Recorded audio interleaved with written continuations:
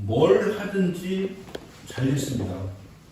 그리고 실수를 해도 하나님께서 덮어주시고 오히려 축복으로 바꿔주셔서 애굽으로 내려간 것은 아브라함의 실수였고 불순종이었지만 하나님은 거기에서 도리어 많은 재물을 얻어서 돌아올 수 있도록 그렇게 만들어 주셨습니다. 하나님께서 복을 주시고 함께 하시면서 어디로 가든지 인도하여 주셨다라고 하는 것이죠. 예수 믿고 처음 시즌에 그렇게 기도 응답이 잘 되는 거 아십니까? 하나님 믿고 얼마 되지 않았을 때 도리어 뭐 구하면 다 주세요. 그래서 야 내가 영빨이 있나 뭐 능력이 있나 해가지고 산으로 가고 이렇게 되는 사람도 있는 것 같아요. 초신자 쪽에 응답이 잘 된다는 얘기를 들어볼 수 있으실 거예요. 초신자 쪽에 또 열정적으로 전도도 하고 열심히 내는 사람들도 있는 것을 알 수가 있습니다. 아브라함은 다 잘 됐어요. 그냥 부르심 받아가지고 나온 이후로부터 그냥 모든 것이 잘 됐습니다. 자기가 잘못하는 것조차도 하나님 다 용서해 주시고 덮어주시고 하면서 복을 주셨습니다. 그리고 22장에 와서 오늘 말씀 본문 22장에 와서 절정에 올라가게 되는 것입니다. 그리고 23장부터는 아브라함 이야기가 없습니다. 그저 아들 이삭이 장가간 이야기하고 아브라함이 세장가 들은 이야기하고 이거밖에 없어요. 세장가 들었다고 이상한 생각하지 마세요. 117살 때 사라 죽고서 들은 거니까 뭐 들만 하지 않겠습니까? 창세기 22장은 아브라함의 최고봉입니다. 그 최고봉에 올랐을 때 하나님은 아브라함을 시험하시는 거예요.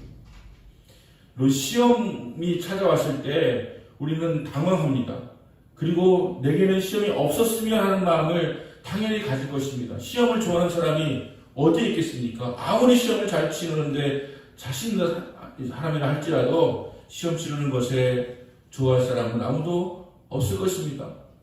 아브라함의 인생의 절정기에 창세기 22장에 와서 하나님께서 시험을 하십니다. 시험은 왜 주는 것이냐 하는 거에 대해서 우리는 좀 궁금해할 때가 있어요. 왜 시험을 주시지? 그리고 절정기에 23장 되면 아브라함이 사라지는데 그 순간까지 왜 하나님께서 지키시고 보호하시다가 이제 와서 시험을 하는 것이지? 라고 생각할 수가 있을 것입니다. 내가 예수 믿은 지가 20년, 30년, 40년 되어가지고 이제는 좀 복을 누리며 살아갈 만한데 왜 하나님이 시험하시지? 라고 생각하는 분도 계실 것입니다. 지난 주일 설교에서 아브라함은 두려워하고 있었습니다. 그리고 희망이 없다라고 생각하고 있었습니다. 믿음이 사라지고 소망이 없어지면 드러나게 되는 특징이 한 가지 있습니다. 그게 내 멋대로 한다는 거예요. 내 마음대로 한다는 거예요. 하나님이 멀게 느껴지고 소망이 사라진 것처럼 보여지고 믿음이 떨어졌을 때 일어나게 되는 특징은 내 마음대로 한다는 거예요. 좀 세게 얘기하면 내 멋대로 한다는 거예요. 그렇게 되어 현상이 나타나게 된다고 하는 것입니다. 모든 것을 그냥 내가 결정해버리고 마는 것이죠. 아브라함은 지난 시간 창세기 15장에서 하나님께 제안합니다. 다메섹에 엘리에셀이 나의 상속자입니다. 여러분 하나님께 묻는 것도 아니에요. 하나님 상속자 엘리에셀 어떠세요? 라고 묻는 것이 아닙니다. 상속자는 내 종 엘리에셀입니다 라고 단언해서 하나님께 이야기하고 있는 것입니다. 하나님께서도 단언하여 말씀하십니다. 내 몸에서 난 자라야 내 후손이 되리라 말씀하시죠. 하나님은 하나님께서 말씀하신 것에 대해서 타협하시는 법이 없으십니다. 우리는 조바심이 나가지고 못 기다려가지고 결정해버리죠. 엘리에셀입니다. 이제 더 이상 희망이 없습니다. 과학적으로 수학적으로 뭐 역사적으로 아무리 따져봐도 아이를 낳거나 후손 얻을 가능성이 없습니다. 엘리에셀에게 하겠습니다. 라고 선포해버리죠. 하나님은 그렇게 말씀하시지 않으셨는데 말이죠. 하나님께서 아브라함을 이끌어내셔가지고 별을 셀 수 있나 봐라. 별을 셀 수 있을지언정 내 후손을 세리라 말씀하시죠. 그래서 아브라함이 하나님을 믿으니 하나님께서 이것을 의로 여기셨더라는 것이 창세기 15장 22절 말씀입니다. 아브라함 믿었습니다. 이제까지는 믿은 것이 아니라 하나님이 이끌어주시고 하나님께서 복을 주시고 함께 하시니까 좋아서 평탄하게 살아왔는데 이제는 하나님을 믿게 되었다라고 이야기합니다. 그럼 뭐합니까? 얼마 되지 않았어 사라가 못 믿어가지고 당신 아무래도 나를 통해서 낳기는 어려울 것 같으니까 내 몸종 하갈과 잠자리를 하고 그를 통해서 아이를 생산하라. 이렇게 하니까 아브라함이 그것을 듣고서는 이스마엘을 낳지 않습니까? 우리가 믿었다고 해서 우리의 인생이 영원토록 믿음으로 살아가는 것이 결코 아니라고 하는 것이죠. 믿었다고 했는데도 또 이렇게 실수하고 있는 아브라함을 발견하게 되는 것입니다. 아브라함의 책임은 사라에게 돌릴 수 있죠. 사라가 그렇게 해가지고 내가 했다. 똑같은 거죠. 아담이 당신이 준 여자가 나에게 먹으라고 하는 바람에 내가 이것을 먹었다. 이렇게 얘기하는 것과 같은 것이죠. 아브라함은 사라가 줬으니까, 사라를 통해서 했으니까 뭐 이렇게 할 수 있겠지만 이스마엘 나왔습니다. 아마 아브라함은 든든했을 거예요. 인간적으로. 어쨌든 간에 아들이 하나 나왔고 나를 통해 나오긴 나왔잖아요. 그죠? 그리고 내가 이 나이에도 아이를 낳을 수 있구나라고 하는 검증도 좀 되었을 것입니다. 아브라함은 여러모로 든든했을 거예요. 하지만 하나님은 단호하십니다. 내 몸에서 날 자라야 내 씨가 될 것이다. 내 후손 될 것이라고 분명하게 말씀하시고 있는 것이죠. 아브라함은 든든한 가운데 있었지만 하나님께서는 다메섹은 어딥니까? 다메섹은 지금의 시리아 지역이고 그쪽 이라크 지역입니다. 다메섹의 엘리에셀이 아니라 그리고 애굽에서 데리고 온 하갈이 아니라 너의 정실부인 사라를 통해서 난 자라야 내 후손이 될 것이다 라고 말씀하시는 것이죠. 그래서 우리 안에서 알게 모르게 올라오는 그 조바심 있죠. 조바심. 기다리지 못하는 거. 그래서 우리나라에서는 전 세계에 없는 그 패스트푸드, 퀵서비스 이런 거 있잖아요. 그렇죠? 일본에는 이런 게 없다잖아요. 그걸 서두르지 않으니까 그냥 아날로그 좋대요. 그냥 우리는 카톡으로 보내지만 거기는 정보를 보내가지고서 뭐 이렇게 하는 스타일로 하고, 심지어 우리 코로나 생겼을 때 그 사람들은 다 수기로 작성해가지고 팩스로 보내가지고 받아가지고서 이렇게 데이터를 적었다는 거 아닙니까? 우리는 그냥 모든 게 다 그냥 디지털로 돼 있어가지고 바로바로 됐는데, 그럴 정도로 이렇게 서두르지 않는데, 프랑스 사람들은 우리나라 인터넷 속도 너무 빠르다고 인터넷 속도를 더 빨리 할 수 있음에도 불구하고 낮춰가지고 하고 있다는 얘기 하지 않습니까? 아이들 점수에 너무 빠른 거 좋지 않다고. 근데 우리나라는 유독히 빨리 어디 가면은 우리나라 말 못하는 사람들도 빨리 완따라 막 해가지고서 이렇게 뭐 산다고 뭐 빨리 완따라 달라고 뭐 이렇게 하고 이렇게 하더라고요. 우리나라의 문화를 알아요. 그 조바심. 내가 소원하고 원하고 기도하고 바라고 있는 것이 있는데, 기도했는데 언제 응답됐느냐? 지금 바로 돼야 되는데 지금 바로 되지 아니하고 자꾸 연기가 되어질 때 우리는 조바심을 냅니다. 그래서 결국은 딴짓을 해요. 하나님 약속하신 것을 못 기다리고 딴짓을 합니다. 딴일을 벌입니다. 그리고 딴 것으로 만족하려고 합니다. 그런 가운데서 우리는 무너지게 되는 것을 발견하게 되어지는 것이죠. 최근 들어서 이단들이 득세한다기보다는 이 정명석, 제2에서 정명석이라고 하는 사람이 이제 다큐멘터리로 이제 그 정명석에 대한 얘기가 나왔지 않습니까? 그래서 지금 화제가 되고 있는데, 저는 지금 타임이 굉장히 이 화제가 될 일이 없는 것이라고 생각합니다. 왜냐하면 정명석은 이제 10년 살 깜빵에서 나와가지고 다시 자기 또 들어갔어요. 아직도 감옥에 있습니다. 그리고 나이가 70이 넘어가지고 이제는 그런 일이 벌어질 가능성이 별로 없어요. 근데 왜 그렇게 화제가 되고 그렇게 재밌을까요? 재밌는 거죠. 그리고 그런 기회에 교회욕하기 좋으니까요. 거기 얹혀가지고 다른 교회 이야기도 섞어가지고서 교회에 비난하기 좋으니까요. 정명석의 문제는 이미 오래전부터 지속적으로 드러났던 문제였습니다. 왜 사람들이 거기에 빠질까요? 난센스 아닙니까? 정명석은 초등학교밖에 못 나온 사람이에요. 그런데 제일 첫 번째 교회는 서울대학교 앞에 있는 낙성대 교회를 세웠어요. 그리고 1호 정도 있는 이화여대생이었어요. 그 이화여대생이 거기 빠져가지고서 몇 사람 전도했는데 그 사람 다 명문대학교 출신이었습니다. 5명이 전도가 되어가지고 그 사람들을 독수리 오용제라고 불러요. 정명석에게 그 5명의 존재는 엄청난 큰 힘이 되었던 것이죠. 그러니까 그 사람들이 정명석이 메시아다. 아니 초등학교밖에 안 나왔다면서 어떻게 메시아야? 야, 예수님이 어디 초등학교 나왔었어? 못 배웠어. 아니 정명석은 잘생기지도 못했던데 적어도 손석구 정도는 돼야지 되는 거 아니야? 뭐 이렇게 할 때 예수님이 성경에 기록된 거 봐봐. 흠모할 만한 형상이 없다고 하셨어. 못생기게 만든 거야. 메시아는 못생기고 가방끈 짧은 사람을 오실 거야. 그래서 많은 사람들이 몰라보고 따르지 않을 것이야. 그러니까 저 사람이 우리의 메시아야라고 하는 이야기에 넘어갔다는 거 아닙니까?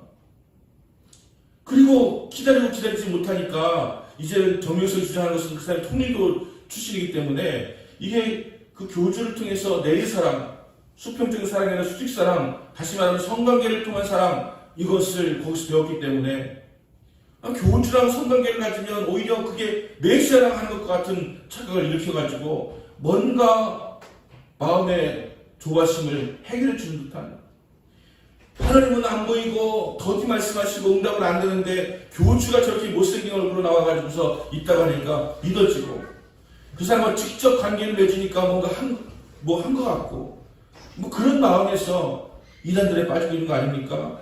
우리나라 이단들이 상당히 많았습니다. 제가 보니까 뭐 백빛교고 무슨 교고 하여튼 꽤 많은데 다 모두가 다 성적인 것과 관련이 있더라고요. 그러면 그런 인간도 못된 인간이지만 또 그렇게 빠져가는 우리는 도대체 뭐냐고요? 왜 그렇게 하는 것입니까? 그런 조바심 때문에 당장 눈앞에 보여야 메시아고 당장 뭐라도 해야지 메시아고 하는 그런 마음이 있기 때문에 그런 건 아니겠습니까? 여러분, 조바심이 때로는 망칩니다. 믿음이라고 하는 것, 신앙이라고 하는 것은 하나님의 말씀이 이루어지는 것을 기다리면서 가지게 되는 것이 신앙인 것이지, 조바심을 가지게 되어지면 이렇게 수많은 사람들이, 적어도 여기에 빠진 사람 얼마나 많은지 모릅니다. 제가 JMS를 뭐 잘 알지 못하지만 여기 충북대학교에서 막 하는 모습, 그 충북대학교에서 예배드리러 갈 때 여러분 거기 보면 조명이, 말씀드렸잖아요. 연기가 나오고 조명이 번쩍번쩍 하면서 댄스를 춥니다. 이번에도 충북대학교 이단에 대한 것을 걱정한다고 충북 뉴스에 충북대학교에서 춤추고 나오더라고요. 딱 JMS에서 하는 모습이에요. 막 격렬한 댄스를 추면서 막 이렇게 하는데 그 옆에 CCC가 모집하고 있더라고요. 막 이렇게 막 하는 그런 모습 속에서 사람들이 와, 당장 저기 좀 행복하고 보이고 좋아 보이고 그러니까 하는 거예요. 그리고 그 사람들 가사 개사해가지고서 많이 부르거든요. 굉장히 많이 개사해서 불러가지고 제가 알고 있었는데 한 가지 기억나는 것은 그거예요.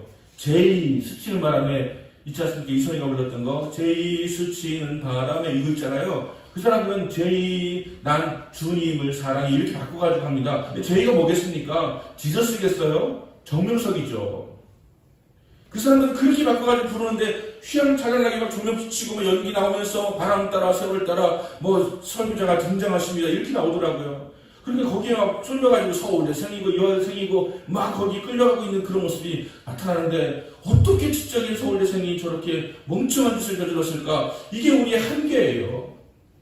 우리는 진리를 구현하지 못하는 그런 한계를 가지고 있다라고 하는 것입니다. 거기에서 우리가 가지고 있는 한계 중에 한 가지는 바로 조바심이에요. 기다리지 못하는 것. 아브라함이 조바심을 낼 만하죠. 75세에 부르심 받아가지고 그때도 불가능하게 느껴지는데 100세나 돼서 아이를 낳았으니까 조바심 낼 만하죠. 하지만 하나님은 하나님 말씀하신 것이 반드시 이루어진다라고 말씀하시거든요. 그 시간이 언제가 될지 몰라도 반드시 이루어진다고 말씀하시는데 우리는 그것을 기다리지 못해서 결국은 엘리에셀입니다. 또 이스마엘 나왔습니다. 아예 기도도 안 하고 상의도 안 하고 이스마엘 나와버린 거 아닙니까? 지금 그것이 지금 우리 인류에 얼마나 많은 갈등과 다툼과 전쟁을 가져다 주고 있는 것입니까?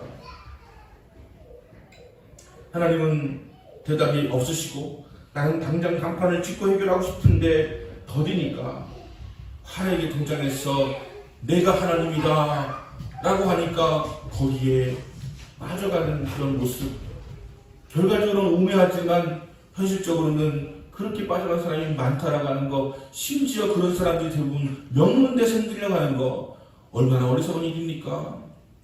영동에 가서 신천지 본부라고, 그전에는 비밀리에 본부에서 몰래 자입해가지고 거기에 들어오는 사람들 명단 가지고 나오고 했던 적이 있었어요. 그 명단을 제가 받아보고, 그래서 거기 다니는 사람 명단 가운데서 이렇게 나눠보고 한 적이 있었는데, 지금은 자신있게 들락날락, 하루 종일 들락날락거려요. 제가 어떻게 하다 거기서 1시간 이상 있었는데, 계속 들락날락거려요. 다 젊은 사람들이에요. 왜 그럴까요? 교회는 답답하고, 교회는 뭔가 제시 주는 게 없는 것처럼 보이는데, 거기서는 시원하게 뭐 해주는 것 같고, 당장 그냥 따뜻하게 해주고, 뭐 해결해 주는 것처럼 보이니까, 핍박을 받더라도 웃으면서 대응해라 이렇게 가르치니까, 제가 심지어 우리 같이 하는 목사님 놀랐을 거예요. 신천지가 나한테 이렇게 전도지를 주는데 제가 그냥 보지도 않고 확 던져버렸거든요. 제가 그렇게 할 사람처럼 안 보이시잖아요. 때로 그렇게 하거든요. 이렇게 확 던져버렸거든요. 그랬더니 목사님 놀래요. 근데 이 사람들은 생글생글 웃으면서 아우 알겠습니다 이렇게 하세요. 이렇게 뭐 다음에 뵙겠습니다 이런 식으로 인사하더라고요. 여러분 그렇게 하십니까? 아유 아무것도 안 하잖아요. 제가 이번 주에 칼럼은 우리 이단한테 좀 배우자라고 쓰려고 했었어요. 배울 거 배워야 되겠다는 생각이 들더라고요. 그 사람들은 아무런 어떤 부끄러운 거 창피함이 없이 막 할 거 다 하는데, 우리는 아무것도 안 하면서 무슨 JM에서 나온 거예요. 드라마 보듯이 재미나게 보면서 와 대단하다. 여러분 흘러간 물이에요. JMS가 문제가 아니라 우리가 문제예요. 지금 우리 교회가 문제고, 우리가 문제고, 우리 한국 교회가 문제고, 정통으로 믿는다고 한 사람이 주의 말씀대로 살지 않는 것이 더 큰 문제지, 이단은 안 가면 되는 거. 여러분 안 가실 거잖아요. 안 가서 할 수 없잖아요. 이단이 뭐 그러니까 이단 이름만 알아도 안 갈 수 있잖아요. 근데 문제는 우리가 말씀을 안 살고 있는 게 문제고, 성경대로 살자고 있는 것이 문제고, 우리의 시간이 지금 떨어져가지고서 이제 그냥 우리가 지금 누구 욕할 때가 아니라고 하는 생각이 퍼져 들지 않습니까? 그런 상황 가운데 우리가 있다라고 하는 것입니다. 오늘 본문 22장 1절은 그 일 후에라는 말로 시작되고 있습니다. 창세기 21장 사건 후에라고 하는 뜻이에요. 아브라함이 백세의 이삭을 낳았습니다. 그렇게 어렵게 지내던 그날 왕 아비멜렉과 평화조약을 맺어가지고 이제는 뭔가 평화스러워, 더 이상 전쟁의 위협이 사라져버렸습니다. 그리고 블레셋 땅인 브에세바를 얻게 되어가지고 이제는 땅도 넓은 진정한 족장이 되었습니다. 그렇게 해서 20여 년이 지났던 것이죠. 이삭의 나이가 지금 얼마인지 정확하게 알 수는 없지만 힌트가 있습니다. 그의 아내, 아브라함의 아내 사라가 127세에 죽었습니다. 그 다음 장 1절에 보면 죽었습니다. 그러니까 사라가 90세 이삭을 낳았으니까 37년 지난 것이죠. 그러니까 37년 밑에고, 또 오늘 보니까 이삭이 모든 그런 뭐 장작진 같은 다 지고 올라갔다고 하는 거 보니까 37세쯤 되면 조금 그거 지기 힘들어지지 않습니까? 그죠? 37세쯤 되신 분들 그거 이해하시죠? 이게 그러니까 37세보다 낮고, 그래서 20대 중반쯤 였을 것이다 라고 보는 것이 그냥 현실적인 해석입니다. 20대 중반이에요 지금 이삭이. 그런데 아브라함의 눈에는 이삭이 너무 귀한 거예요. 백세에 나아가지고 너무 귀한 거예요. 그리고 나라가 평안해지고 막 땅도 얻게 되어지고 막 그렇게 위협하는 나라도 없어지고 하니까 마음이 늘 편안하면서도 안일해지게 되어지고, 이 상황 바라고 사는 거예요. 그냥 날마다 밥을 안 먹어도 좋아요. 이 상황 보면 좋아요. 그냥 그 늦게 얻은 아들 너무 귀해서 너무 좋아서 그런 마음으로 살아가면서 하나님께서 아브라함을 시험하기로 작정한 것이죠. 그 시험이 무엇입니까? 바로 이삭을 번제로 드리라고 하는 번제로. 우리가 잘되고 평안하면 질투하셔서 그러신 것이 아니에요. 여러분 아셔야 됩니다. 시험은 하나님께서 우리를 질투해서 주시는 게 아니에요. 이삭을 번제로 드리려고 하는 것은 예표입니다. 예표. 창세기 3장에 가죽옷을 입혀서 에덴으로 쫓겨났다고 예표라고 말씀드렸죠. 이 가죽옷을 입히는 것은 피로 제사를 드리라고 하는 거, 예수님을 제사로 드리게 되는 것을 예표하는 것으로 간다면, 오늘 모리아산에 올라가서 이삭을 번제로 바치라고 하는 것도 예수 그리스도의 예표입니다. 이 모리아산이라고 하는 것이 지금 예루살렘에 있는데, 예루살렘 모리아산에서 예수님께서 부활 승천하셨다라고 하는 그런 그 전설, 역사가 전해내려고 있고요. 그래서 거기는 아브라함을 조상으로 섬기는 자들이 아랍도 그렇게 섬기고 있고, 이스라엘도 섬기고 있고, 또 기독교도 섬기고 있기 때문에 세 군데, 네 군데의 성지가 되어가지고, 거기는 지금 국제기구에서 거기는 그냥 중립지역으로, 그러니까 평화지역으로 선포를 해놨는데 이스라엘이 그걸 어기고서 맨날 무장한 군인들이 거기를 막 왔다 갔다 회고하고 있고 지키고까지 하다 보니까 아랍 사람들은 욕만 하고 어떻게 하지 못하고 있는 상황이 있는 그 지역이 바로 이 모리아 산입니다. 예수님 부활하는 칭찬하신 곳이 모리아 산이라고 하는 것입니다. 아브라함은 이 시험을 반드시 겪어야 되는 것이죠. 하나님이 계시의 십자가를 보여주셔야 하기 때문에 그렇습니다. 여러분, 구약이든 신약이든 가리키고 있는 것은 예수 그리스도입니다. 구약도 예수님이고 신약도 예수님이에요. 그래서 어떤 사람은 구약을 막 신약이고 막 쥐어 짜보라고 이렇게 하잖아요. 그럼 뭐가 나오느냐? 예수 그리스도 나온다는 거죠. 여기 예수 그리스도가 나옵니다. 예수 그리스도 예표하기 위해서 이 사건이 있어야 만한 사건인 것이고, 또한 아브라함에게 하나님 시험하시는 것을 통하여서 아브라함의 복을 주시기 위해서 이 일을 이루어 주셨다고 하는 것입니다. 우리가 살아가면서 시험 당하는 것을 좋아할 리가 없습니다. 감당하지 못할 시험이라고 여겨질 때는 더더군다나 시험 받고 싶지 않은 것입니다. 여러분, 살아가면서 나는 감당 못한 시험 받았노라고 말할 수 있는 분이 계십니까? 그런 분 살아계세요 지금? 감당 못한 시험 받았다라고 하시는 분이 계시다면 지금 우리가 멀쩡할 리가 없지 않겠습니까? 그 힘들었던 시험이 다 지나갔잖아요. 그리고 나는 지금 감당 못할 시험을 받고 있노라고 고백하는 분 계십니까? 여러분, 감당 못할 시험은 주시지 않는다라고 고린도전서 10장 13절에서 사람이 감당할 시험 밖에는 너에게 당한 것이 없나니 오직 하나님 믿부사 너희 감당치 못할 시험 당함을 허락지 아니하시고 시험 당할 즈음에 또한 피할 길을 내사 너희로 능히 감당하게 하시느니라. 하나님은 피할 길도 주시는 분이시고 감당할 수 있는 시험을 주신다라고 하는 거예요. 아브라함이 지난 시간에 말씀드렸다시피 15장에서의 아브라함이었다면 이 시험 감당 못했을 것입니다. 하지만 지금 22장이 되어서 아브라함의 신앙은 이제는 하나님을 아는 데까지 나아간 신앙이 되었기 때문에 그는 그 시험을 감당할 수 있는 자가 되었다라고 하는 것입니다. 여러분, 하나님은 여러분이 반드시 감당할 수 있는 시험을 주십니다. 너무 힘들고 너무 어려워도 감당할 수 있다니까요.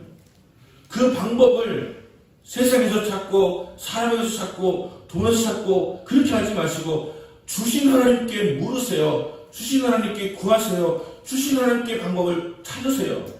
거기에 반드시 시험을 이길 수 있는 능력이 있다라고 하는 것입니다. 사람은 감당치 못할 시험을 하나님께서 허락하지 않으신다. 아브라함이 감당할 만큼의 시험이 되었기 때문에 그 시험을 지금 주고 계시는 거예요. 이삭을 드리라고 하는 건 말 됩니까 지금? 어떻게 얻은 자식인데 이삭을 바치라고 합니까? 백수에 나온 아들 이삭을 제물로 바치라니요. 있을 수가 없습니다. 하지만 아브라함은 이 시험을 기꺼이 통과합니다. 어떻게 그렇게 될 수가 있었을까요? 하나님은 우리를 사랑하십니다. 그리고 하나님께서 원하시는 것이 있으세요. 우리도 하나님을 사랑하기를 원하세요. 그런데 하나님께 원하시는 사랑은 두 번째 사랑이 아니에요. 하나님을 가장 사랑하기 원하세요. 그래서 우리는 Jesus was라고 그전에 차에 가서 붙여놓고 다니고 팔찌 메고 다니고 목걸이 달고 다니고 Jesus was라고 늘 그렇게 고백했던 기억이 납니다. 하나님은 우리의 사랑이 필요하신 분은 아니지만 하나님이 우리를 먼저 사랑하셨고요. 우리도 주님을 사랑하기 원하세요. 그런데 두 번째 사랑이 아니라 가장 사랑하기를 원하신다라고 하는 것입니다. 왜 그러냐고요? 주님이 그렇다는데, 하나님 그렇다는데 거기에 우리가 무슨 말을 합니까? 하나님은 가장 사랑하기 원하십니다. 그리고 하나님은 첫 것으로 사랑하기 원하시고 먼저 사랑하기 원하시는 것이 하나님의 사랑이라고 하는 것입니다. 여러분, 주님 사랑하시죠? 근데 가장 사랑하십니까? 주님을 사랑한다고 하지만 가장 사랑하지 않고 있는 이것이 바로 아브라함이 처한 이 모순에 상한 것이죠. 아브라함은 이삭을 너무 사랑해요. 하나님 사랑하는 거 맞아요. 이삭을 더 사랑해요. 너무 사랑해요. 너무 귀해요. 잘 내가 죽으면 죽었지. 이삭은 안 될 것 같아요.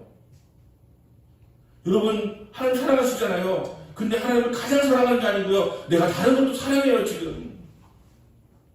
돈을 사랑하고 명예를 사랑하고 유혹된 어떤 쾌락을 사랑하고 내가 사랑하는 게 있는 거예요. 하나님보다 더 사랑하는 거예요. 하나님 그러면 어떻게 하십니까? 시험하시는 거예요.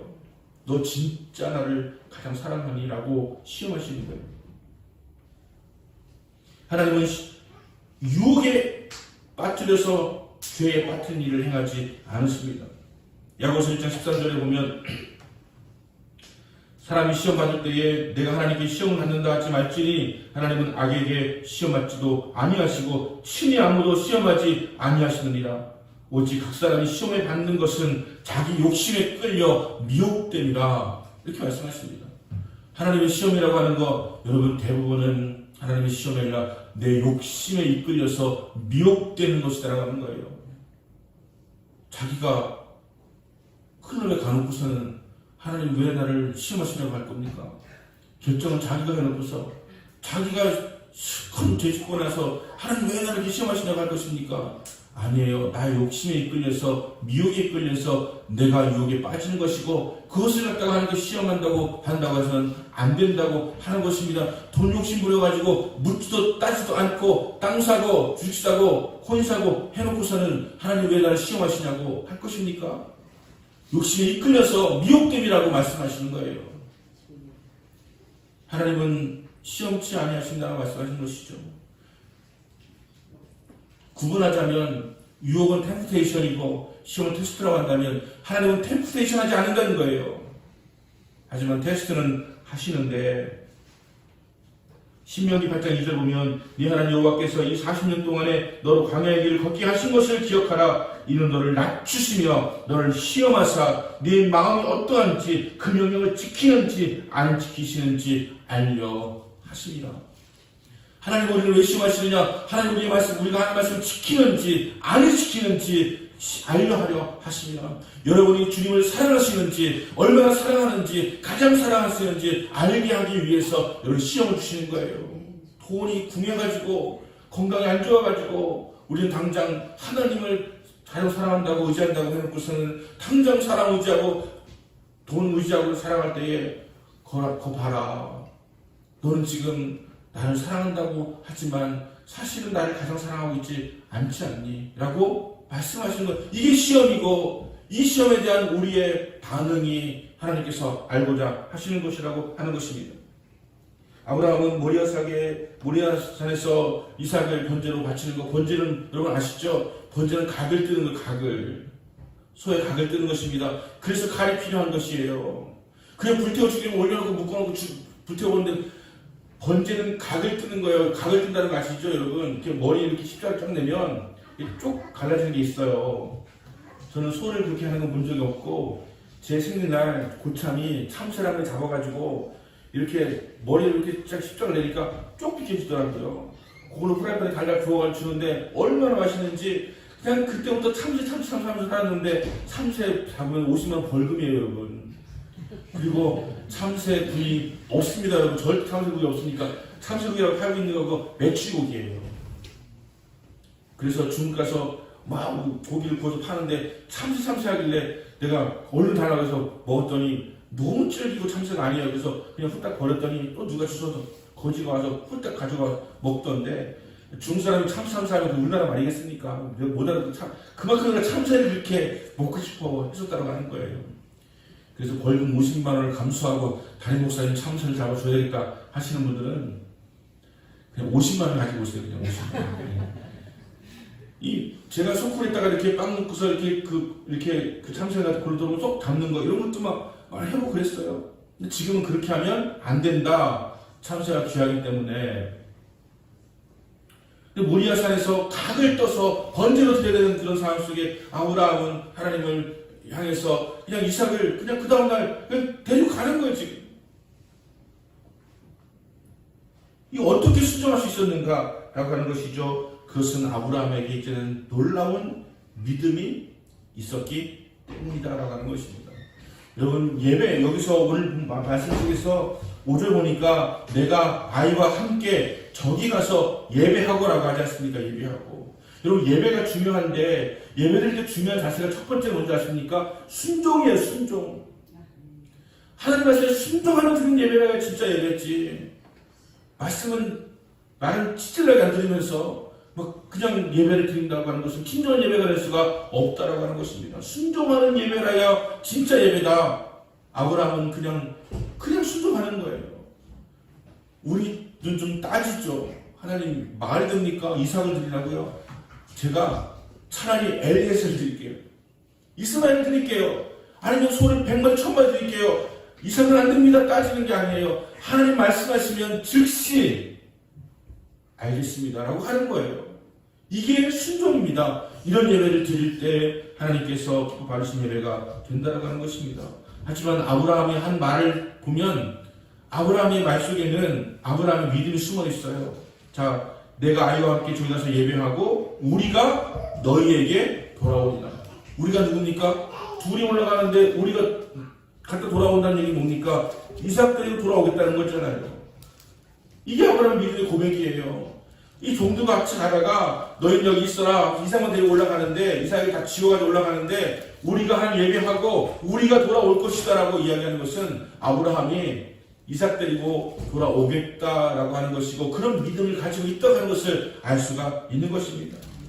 그래서 6절 보니까 아브라함이 이에 번제 나무를 가지고 닦다가 그의 아들 이삭에게 지우고 자기는 불과 칼을 손에 들고 두 사람이 동행하더니 이삭과 동행하면서 올라가는 거예요. 그래서 이삭이 이상해요. 아버지, 근데 불도 있고 칼도 있고 재단도 있는데 드릴 재물은 어디 있습니까? 라고 하니까 또 이렇게 무식한 아버지, 요령 없는 아버지는 바로 너덜한다 이렇게 하면 도망가 버리겠죠. 하나님께서 받으실 재물은 하나님께서 준비하신다 하고 올라가는 거예요. 여러분, 우리가 말을 한마디 하더라도요, 솔직하게만 말하는 게 중요한 것이 아니라 솔직을 넘어서는 믿음의 언어를 가지고 해야 된다고 하는 것입니다. 우리는 난 솔직해 라고 하면서 할 말 다 하잖아요. 남에게 상처 주는 말이고 막 화살을 쏘아대면서 다 하잖아요. 여러분, 솔직한 게 중요한 것이 아니라 이것이 때에 맞는 말이냐 지혜로운 말이냐 예의가 있는 것이냐라고 하는 것을 보면서 말을 해야 되고요. 믿음의 말을 해야 돼요. 지금 당장은 미워서, 지금 당장은 마음에 안 들어서, 하지만 하나님께서 하실 것을 기대하면서 우리는 말할 수 있는 자가 되어야 된다고 하는 것입니다. 이것이 아브라함의 믿음이에요. 아브라함의 믿음은 그냥 나이가 들었을 때 성숙한 것이 아니고 그가 하나님을 경험하면서 하나님이 내가 어디가 이끌어주시고 말씀대로 다 지켜주시고 이루어주시고 또 어디가 실수라도 나를 세워주신 하나님이시기 때문에 하나님 신뢰하게 되어진 거예요. 그래서 하나님의 마음을 알고 있는 거예요. 하나님 어떤 분인지를 알고 있는 거예요. 여러분, 하나님을 얼마나 아십니까? 지금 아브라함의 믿음은, 여러분, 제가 오늘 슬쩍 그런 생각이 들었는데 믿음 중에 진짜 경지 있는 믿음 중에 하나가 타짜 믿음이다. 아브라함은 타짜예요. 지금 하나님을 아는 거예요. 좀 비유가 이상한 거예요. 아무도 웃지 않으시는 타짜라고 좋아하니까. 타짜라고 하는 것은 타짜라고 안 좋은 걸 얘기하는 것이 아니라 하나님을 알고 있는 거예요. 내가 이삭을 드리려고 할 때 첫 번째는 부활신앙. 하나님께서는 죽은 자도 살리시는 분이라고 하는 것을 알게 되어진 거예요. 믿어지게 되어진 거예요. 그래서 이삭을 드리더라도 이삭은 다시 살아날 것이다 라고 하는 부활신앙. 하나님은 죽은 자도 살리시는 분이라고 하는 것을 믿고 있는 거예요. 이런 믿음을 가지게 되었기 때문에 당당하게 나아가고 있는 것입니다. 이 믿음을 가질 수 있다면 우리는 할 수 있지 않겠습니까? 부활신앙. 죽었다가 다시 살아날 수 있는 그 부활신앙. 우리의 신앙, 부활신앙이라야 우리는 죽기도 나갈 수가 있게 되어지는 것이거든요. 부활신앙이 없어지니까 죽는 것이 두려워서 비겁해지는 거죠. 죽지 않으려고 하는 이유는 비겁하지 않은 살기 위해서 한다고 하는 것은 비겁함이라고 말씀드린 적이 있잖아요. 우리가 왜 자꾸 이렇게 비굴해지고 권력자 앞에서, 돈 있는 사람 앞에서, 뭐 좀 가볍고 진 사람 앞에서 쭈그러지는가? 살고 싶어가지고. 그때 붙어야 되니까. 살아남으니까 라고 하는 것인데, 죽은 자도 살리시는 주님의 능력을 믿는다면 우리는 더 당당할 수가 있는 것입니다. 비굴하지 않고 당당하게 부활신앙 가지고 나아가는 아브라함의 모습 속에서 우리는 아브라함의 믿음이 이제는 정말 하나님을 아는 믿음이 되었구나. 아는 믿음이 되었구나 하는 것을 알게 되어지는 것입니다.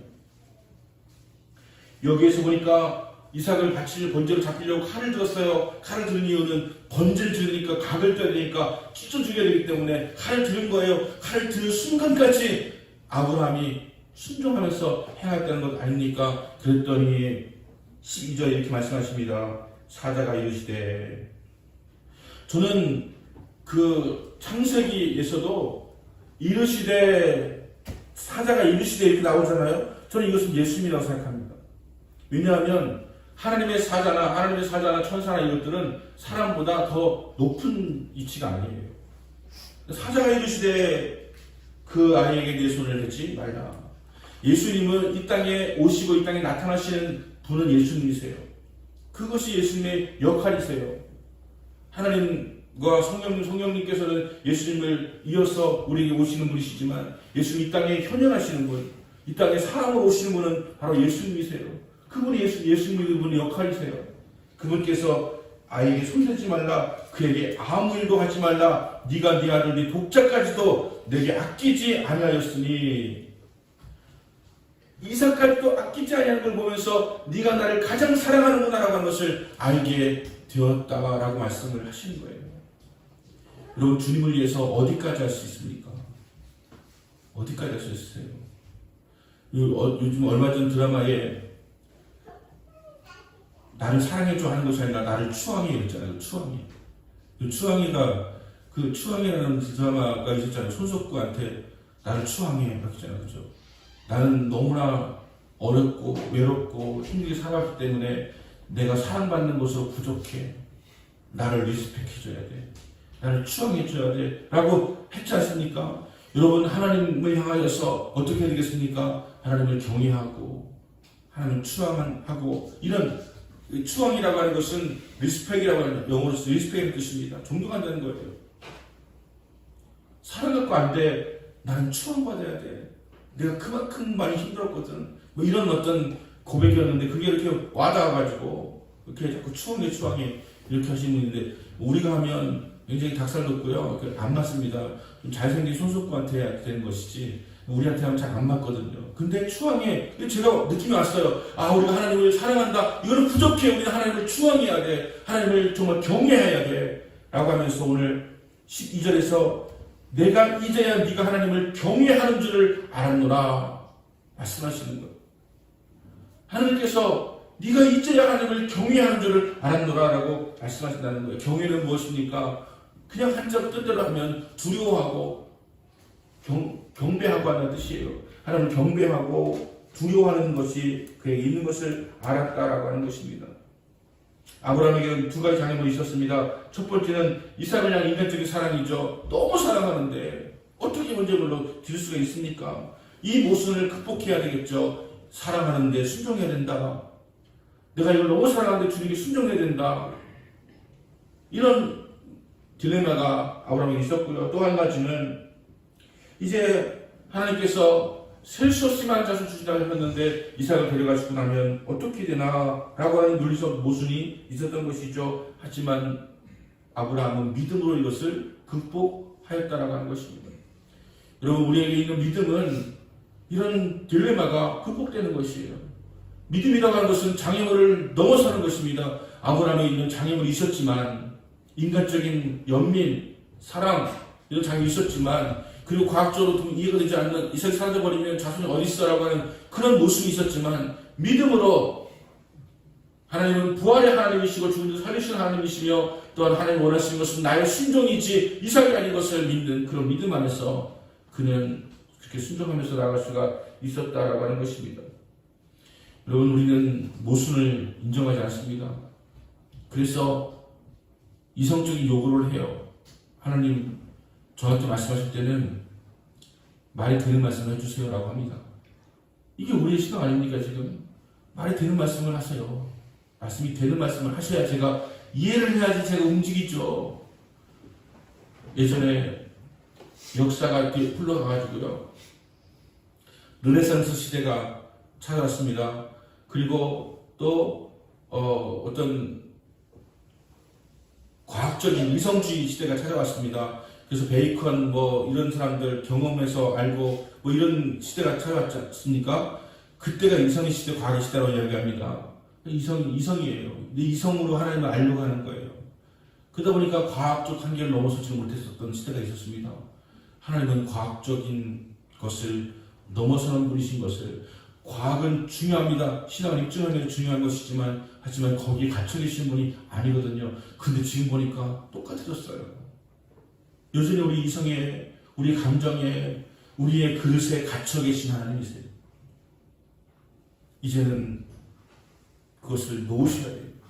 성령님을 여러분의 한계에 가두지 마시고, 이성에 가두지 마시고 하나님을 믿으세요. 하나님을 믿으시면 이 딜레마가 극복됩니다. 내가 이렇게 살면 이렇게 될지라고 하는 것은 내 생각이고, 내가 이렇게 순종하면 하나님께서 복을 주시라고 하는 것이 믿음인 것이에요. 아브라함은 복을 받았습니다. 무슨 복 받았습니까? 이미 말씀하신 그 복 받았어요. 그의 모든 후손이 믿음의 자손이 됐고요. 당대에 그에게서 예수께서 나오시게 되어지고요. 왕 끊어지지 않게 되어지는 역사가 일하게 되어지고요. 어마어마한 부자가 되었어요. 우리 아브라함 후손은 지금 이스라엘만 아브라함 후손이 아니고요. 아랍권도 있으면 그 아브라함 후손이고요. 온 세계에 있는 믿음의 사람들 다 아브라함 후손이에요. 우리가 믿음으로 아브라함 후손이 되어진 거예요, 지금. 하나님의 축복이 이와 같이 임한다니까요. 어떻게 하니까? 순종하니까. 네가 이제야 나를 경외하는 줄을 내가 알았다라고 하는 그 시험을 통과했던 것이죠. 그 시험의 속뜻은 네가 나를 가장 사랑하느냐라고 하는 것이었어요. 그래서 문제는 이삭을 바쳐라고 했지만 사실은 원하신 답은 내가 하나님을 가장 경외하고 사랑합니다라고 하는 것이 답이었던 거예요. 이삭은, 아브라함은 그것을 통과하였다. 여러분, 이런 딜레마가 우리에게 있지 않습니까? 여러분, 주님을 사랑하십니까? 그런데 가장 사랑하십니까? 이게 질문이에요. 그리고 여러분, 하나님 예배하십니까? 하나님 경외하십니까? 이게 질문이에요, 지금. 여러분의 한계, 여러분이 지금 하나님 주신 약속이 왜 내게 안 이루어지고 있지? 하나님 분명히 보호주다 하셨는데, 내가 그전 뜨겁게 기도할 때, 내가 하나님의 손을 들 수 있었을 때, 하나님 분명히 나에게 그렇게 해주셨는데, 잘 된다고 하셨는데, 복된다고 하셨는데, 왜 안 이루어지지? 여러분, 어디에 걸려있는 것입니까? 내가 지금 주님보다 더 주목하고 사랑하는 것이 있지 않는가 하는 것을 돌아보셔야 된다고 하는 것입니다. 여러분, 주님을 가장 사랑하시기 바랍니다. 저도 옛날에 그리워요. 옛날 시대에 그리워요. 여러분도 옛날에 그리운 적 있으시죠? 일본이 60, 70년대 미국보다 잘 나갈 뻔했던 적이 있었어요. 그래서 미국에 있는 모든 부동산도 맨하탄에 있는 다 사들이고 소니가 워너 브로더스 사들이고 엄청나게 잘 나갈 때가 있었어요. 그래서 그때를 가정해서 아름다운 일본이라고 이렇게 칭하지 않습니까? 여러분, 우리가 그런 마음이 들더라고요. 언제까지 우리가 옛날을 그리우며 살아갈 것인가? 이제는 앞으로가 더 아름다운 미래가 될 수 있게 되어지길 바라고요. 이것을 넘어서는 것은 바로 순종과 경외함, 믿음이다. 그리고 이 시험을 잘 통과하셔서 여러분의 삶에 놀라운 하나님이 아브라함의 복을 받게 되는 여러분 역사가 임하게 되시기를 예수님으로 축원합니다.